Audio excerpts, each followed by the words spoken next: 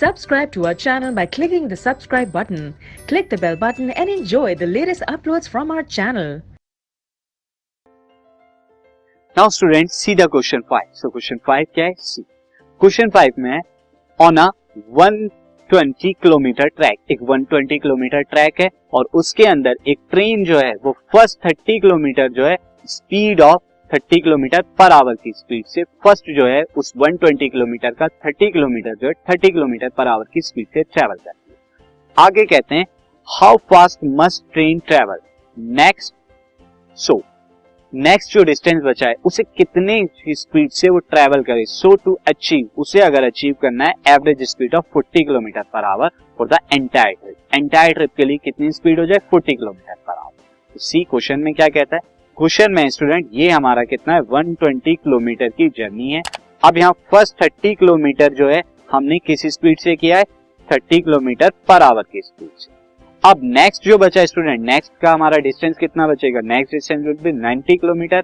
अब इस 90 किलोमीटर को किस स्पीड यानी किस स्पीड से हम ट्रेवल करें कि हमारी जो एवरेज स्पीड हो जाए वो 40 किलोमीटर पर आवर हो जाए। अब यहाँ अगर टोटल डिस्टेंस की बात करें तो 30 प्लस 90 यानी 120 किलोमीटर है, बट टोटल टाइम नहीं पता स्टूडेंट, तो टोटल टाइम हम यहाँ पे देखते हैं। उसके लिए मैं क्या करूंगा? Let speed of train for next 90 kilometre, 90 kilometre के लिए स्पीड में मान लेता हूं x किलोमीटर पर आवर। सो यहाँ पे क्या हो जाएगा? टाइम कितना हो जाएगा? यहाँ पे टाइम विल बी, टाइम को मैं क्या ले लेता हूँ? t1। टाइम यहाँ पे कितना हो जाएगा? टाइम हो जाएगा distance upon speed, 90 by x hour हो जाएगा। अच्छा, पहले 30 किलोमीटर पर आवर की स्पीड से हो रहे हैं तो यहाँ टाइम कितना लग रहा है? यहाँ पर तो 1 आवर लग रहा है। तो अब मैं अगर एवरेज स्पीड लूं, एवरेज स्पीड कितनी हो जाएगी? एवरेज स्पीड बराबर total distance upon total time, total distance upon total time हो जाएगा। अब टोटल डिस्टेंस तो फिक्स है, यहाँ पे total distance fix is 120 kilometre.